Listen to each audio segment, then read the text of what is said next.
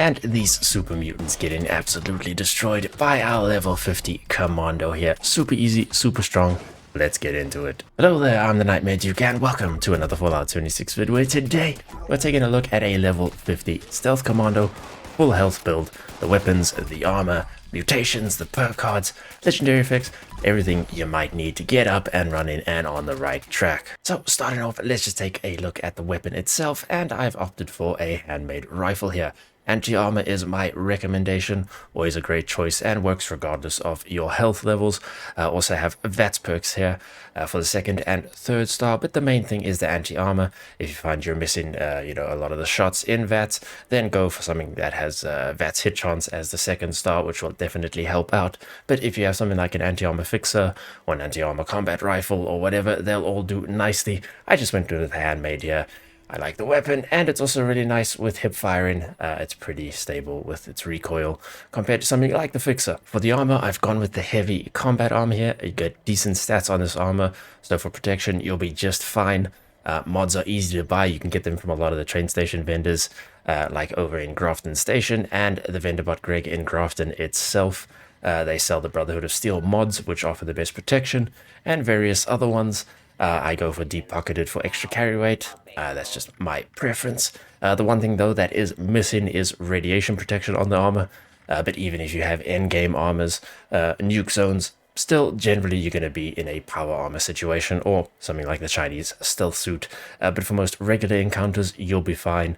And then if you need, you could just use some Radix diluted or Radaways, but heavy combat armor with the Brotherhood of Steel mods, and you'll be good. For the legendary effects on the armor, since we're going full health, it's really up to you. I opted for the percentage reduction against specific enemy types, like, troubleshooters for robots or mutant slayers, for super mutants, or, Scorched being with the zealots. So they're all useful and better than stuff like vanguards. But if you want, like chameleon or weightless for more quality of life, that's also fine. Really easy here. The choice is yours. Second star, AP refresh is always a good go-to option. And third star, weapon weight reduction or less damage while sprinting are good choices there. For mutations, we are rocking Bird Bones, Eagle Eyes, Egghead, Marsupial, Scaly Skin, and Speed Demon. Good choices all around. You could of course add or take away any of those if you want to, but those are a good set to start running with. And then the build itself. Now, I haven't opened any of the perk card packs here that you get, up to level 50, because those are random, so I didn't want to use any of those cards since it can be different to what you might get.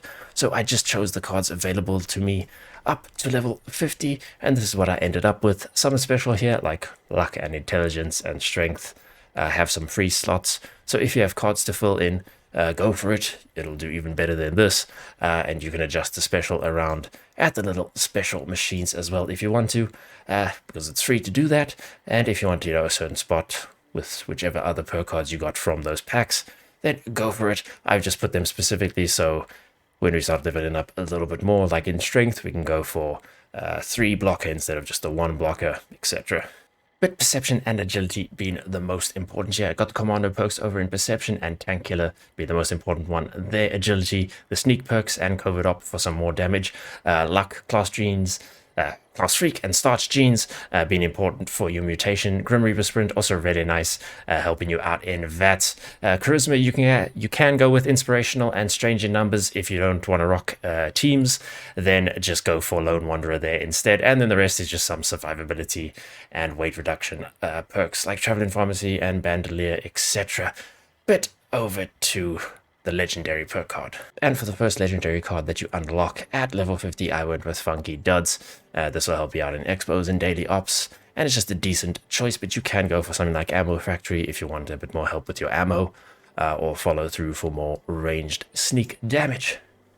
But how does it actually perform? And inside West Tech we go, and dealing with these super mutants, no issues at all. Full health, only level 50.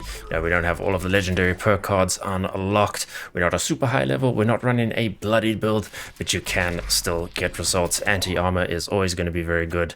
And even at level 50, you can still put together a build that will absolutely shred through your enemies. So these super mutants, absolutely no issues here. Handmade performing really, really well. We're maintaining our sneak as well, which is good. even though, you know, we're not going unyielding and all of that. Those perk cards definitely helping out. But yeah, no problems here with these super mutants. Let's go find some bigger targets. And also, like I said, if you are finding you're missing a couple of shots and you want a bit more of a better percentage on your hit chance, then instead of the VATS crits as the second star, if you can get VATS hit chance instead, that'll serve you quite nicely. And over to our big behemoth buddy friend. How does this perform on a much bigger, tankier target? And dealt with. So yeah, level 50, deal with that. Super mutant behemoth, no issues. Over to some robots. No, not now, Mr. Prizebot. Yes, I know. Anyway, a sentry bot, usual, one click, gone. Sentry bots are easy if you can target that fusion core. Okay, you go that way, buddy. It's just... no, thank you. But these robots should also pose no issues here for our little stealth commando build. And there we go. Dealing with all of them. Super easy. Let's go find some Deathclaws, shall we? And into Deathclaw territory we go. And there we go. Go for the belly. And dealt with. And hey, we leveled up. But yeah, these Deathclaws also no issues. Our AP, if you have AP refresh on your armor, Grim Reaper sprint kicking in, all helping out. So you shouldn't be running out too much in terms of AP either. But hopefully this helped you out, and if it did, then hey, consider hitting that like and subscribe button and sticking around for more Fallout content. As always, massive thank you to the channel members for their support. But for now, thanks so much for watching. I'll see you in the next one.